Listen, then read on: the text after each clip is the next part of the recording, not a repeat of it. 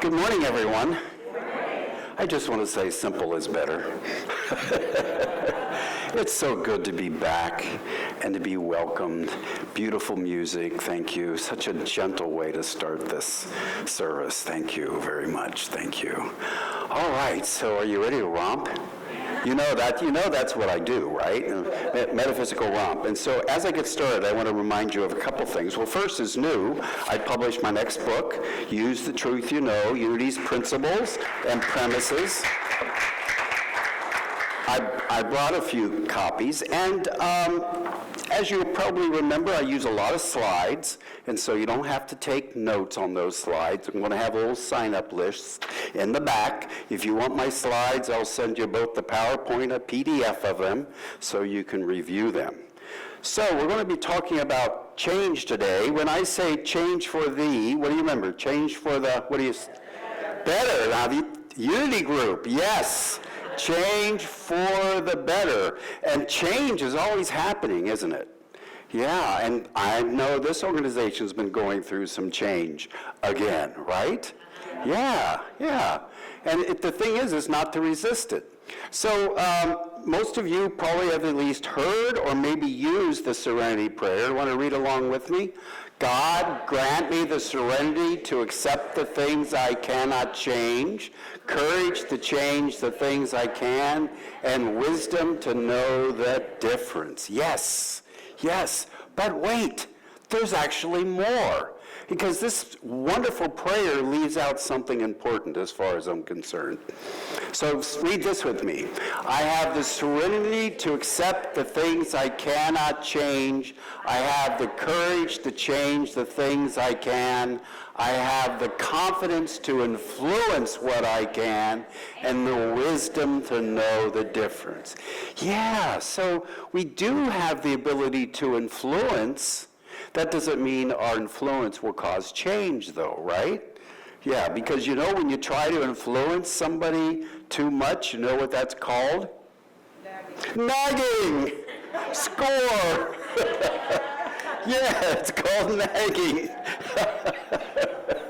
This is always a bright group. You're the first one to get that right out of the gate. We must think pretty much alike. So either you're welcome or I'm sorry, since we think alike. All right, so we want to look at what can't we change and what can we change, and of course in the process we're going to look at what we can influence.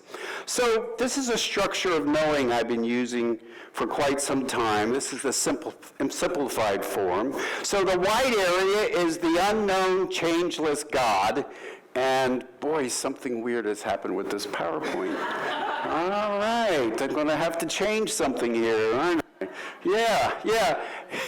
and then in the circle that's kind of beige, there's the known changeless God. That sounds like a oxymoron in some way. And then there's the changeable realm, which made up the changeable non-physical and changeable physical. So first of all, we got to look at what God is. So what is God in a unity context? And most of you know me, know that I'm kind of a oneness guy, a principle guy, and so this is where I get it.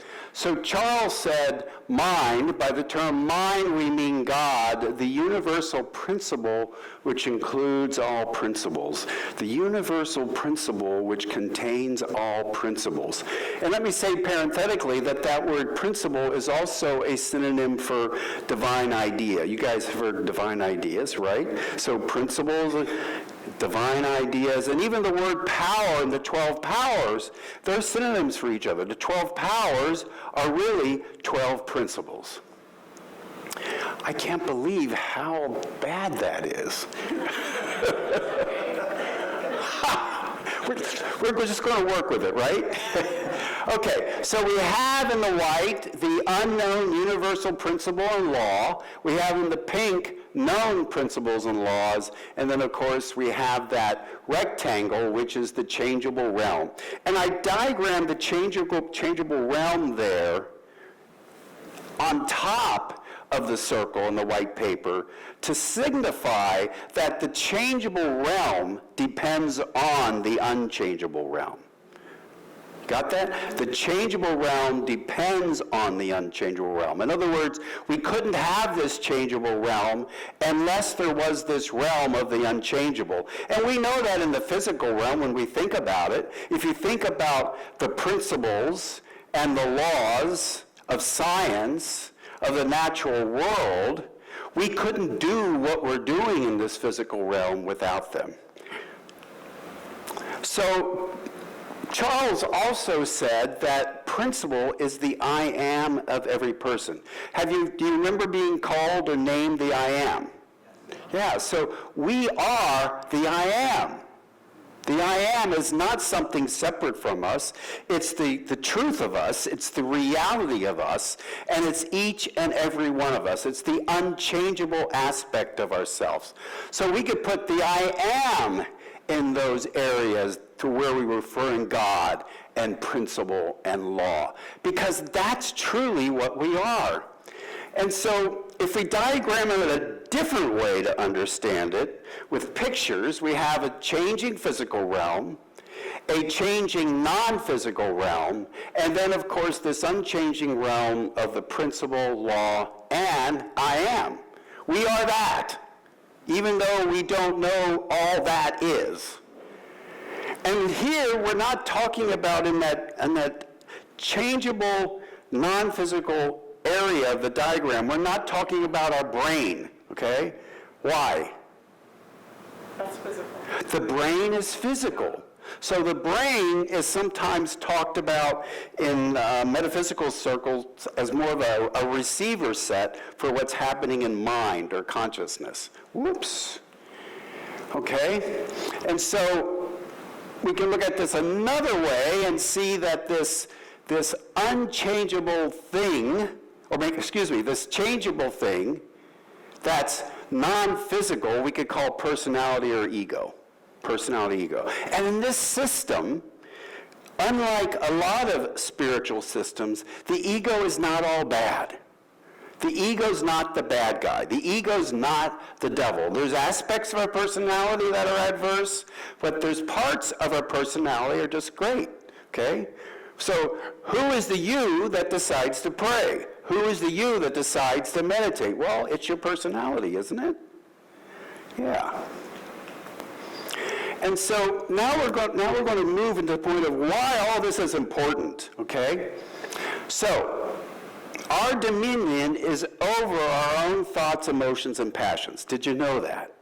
Yeah, sometimes it doesn't seem that way, right? But we have dominion over our own consciousness. We have dominion over our own mind, and I don't have dominion over yours, and you don't have dominion over mine, but that's where we can do influence. Yes? Okay? Let's say that affirmation. I have absolute dominion over my own mind. Okay, let's say it with some enthusiasm. All right? Let's say it. I have absolute dominion over my own mind. And again, the diagram, the blue area, is that changeable mind, and the yellow is going to remain principle and law and I am. And then Charles said this: we can never exercise dominion until we know who and what we are. You know, we so often say things like who we really are when we're referring to our spirit. But I find that not clear, not precise enough. And so there was a book written that was called What You Are by Imelda Shanklin. And it's all about the what of us. And the what of us is this unchanging realm of principle and law and the I am. Our beliefs, thoughts, ideas, and images and their associated feelings and emotions determine our perception of ourselves and the world around us. Read that again. Our beliefs, thoughts, ideas, and images and their associated feelings and emotion determine our perceptions of ourselves and the world around us. Did you know that? That it's your thoughts and ideas and your feelings, emotions in your changeable mind that determine what you see and what you feel about the world around you. And who has dominion over that? I do, right? You do. And then Charles also said, the ego is each of us, and by reason of our divinity, we make and remake as we will. In this lie our greatest strength and our greatest weakness. Look at that. Fillmore says, the ego is each of us, and by reason of our divinity, we make and remake as we will. One curious thing about that is, notice that he's not separating our personality or ego from our divinity. It's by reason of our divinity we can make and remake ourselves. Do you know that? Okay? Have you found yourself ever saying, well, this is how I am. Take it or leave it, right? Yeah. But do you see how disempowering that can be? Now, if you like who you are, cool. But if you're like me, there's part of my who I don't like. I call it my ugly twin. You have an ugly twin? Yeah, my ugly twin, right? He shows up every once in a while, okay? So in knowing that it's from our personality that we can use our divinity to make and remake ourselves, we stand in power. And it's our greatest weakness because we've used our divinity to make our ugly twin. What? Did you hear that? We've used our divinity to make our ugly twin. Because if there is only one power, if there is only one presence, then not only the good comes from it, but also the bad and the ugly. And we're not saying that this God is making the bad and the ugly. We're saying we're using our divinity principle, we're using principle according to law to manifest the good and the bad and the ugly. Are you with me? It's really important that we get this. And when we say God, the source of all good, that is true. And that God, that's principle, is also the resource of the bad and ugly. Because if bad and ugly had a different source, a different resource, we'd be back in a two-power system. With me? It's really important to get this. And under the entry of all good in the revealing word, Charles says, God is the principle of benevolence. Benevolence. That's why we say God is good. And then Charles goes on to say, through the door of our consciousness must pass all the treasures of God. And what are the treasures of God? Principles, divine ideas, powers, whatever you want to call them. Through the door of our consciousness must pass all the principles that God is. And so this is why we pray the way we do. Because prayer makes you and I master in the realm of creative principles or the realm of divine ideas. Did you know that? Do you see where we've ended up? Not only are we master over or have dominion over our relative mind, we are the master at the point of our minds over every principle using law. Got that? So we're not praying to a God to fix us. We're not praying to a God that changes us. We are claiming and put a demand on what God is, which is divine principle. And 12 of those principles are the 12 powers. Yes? You've learned about the 12 powers? Who hasn't heard about the 12 powers? Anybody? Good. Okay. Let's say that. I am master in the realm of creative principles. I am master in the realm of creative principles. So, not only are you master of your little s self, you are master of your higher s self. And principles are potential forces waiting to be set in motion through proper formative vehicles. Every principle that God is metaphorically waiting for us to put them in motion. Because every principle, every divine idea is a potential force in your life. And it's the thinking, feeling faculty in humankind that is such a vehicle. It is the thinking, feeling faculty in us which puts principle in action. So prayer does not change God. You've heard that, right? Because why? God is unchangeable. God doesn't change. Principle doesn't change. This is why this theological system is so amazing. The God of my childhood was changeable and moody. Was yours? Okay, right? So in New Thought, they perceived that not only were there unchanging principles and laws underlying the physical universe, there were unchanging principles and laws underlying consciousness. When we say spiritual laws, we're really talking about laws of mind, laws of consciousness. So prayer doesn't change principle. You can't change the principles of science, can you? No. And prayer changes our personality or ego. Yes? Okay. I am master of creative principles. Let's say that again. I am master of creative principles. So we have to start with this truth, that humankind has within consciousness all that humankind will ever manifest without. Humankind is and has universal principles within consciousness. So the trick is to learn what those principles are. And the trick is to learn what those laws are. We've talked about the 12 in my book. I've added a lot more, including this principle of benevolence, including a principle of generosity. Isn't it good to know that in those moments when you're feeling stingy from your adverse ego, you can center yourself and say, I am benevolence. I am generosity. And use that to change yourself. So, you've heard of this, haven't you? For every action, there is an equal and opposite reaction. Yes? Yeah. From when we were tiny, right? So, that's an unchangeable principle and law. And so we have this thing called chemicalization. You've heard of chemicalization? Okay, so whenever a new spiritual idea, whenever a new spiritual principle is introduced into the mind, some negative belief is disturbed. It resists. With this resistance comes more or less commotion in the consciousness. You see, when we are claiming and putting a demand on principles, not only do we grow that in our mind, it also chemicalizes the opposite to come up into our awareness to transform that. And this church is all about transformation according to your mission, right?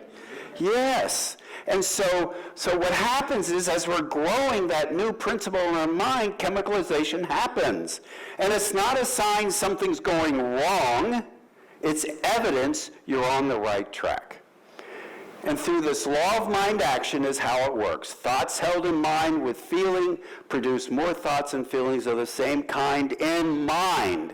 That's where it first happens, in your mind. And whether you take that idea beyond your mind is up to you, and it requires action. You don't think of something and feel it, and then it magically shows up. Have you noticed that? Okay. So change often does not mean something is going wrong. Change often means things are going right. Keep doing it. Right? I mean, a lot of New Age traditions say if you're meeting resistance, you're doing something wrong. Have you heard that? Yes. Where would we be today when Jesus met resistance if he stopped doing what he was doing? Ever thought about that? What if you saw resistance as indicators that you're on the right track? You're doing the right thing. What if all of this turmoil that's happening in the country today is simply a form of chemicalization? Because if you've been around as long as I have, there's been all this emphasis on love and peace and prayer. Meditation is increasing around the country and world, right?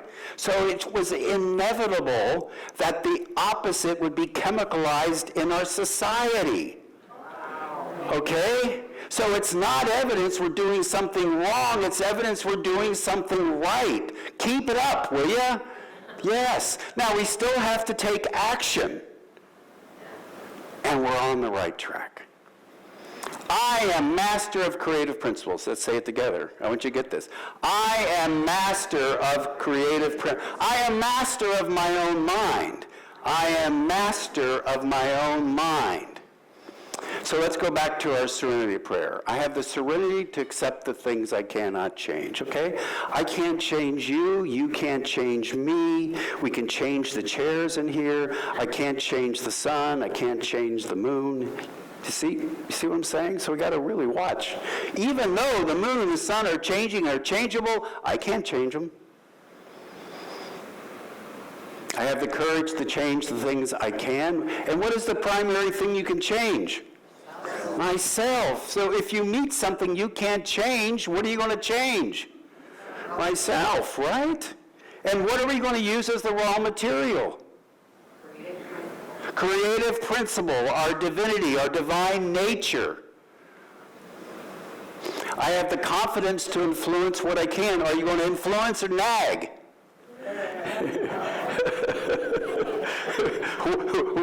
What does nagging chemicalize in the other person? Just asking. Okay. And the wisdom to know the difference. Do you have the wisdom to know the difference? I know for sure you have the principle of wisdom right at the point of view. That is your divine ability to compare and contrast, to evaluate. And whenever you're in a situation where you don't like the effect you're having inside, this is where you pause and say, where is the real cause? Is it that thing out there, or is it my thoughts, ideas, and beliefs and images, right?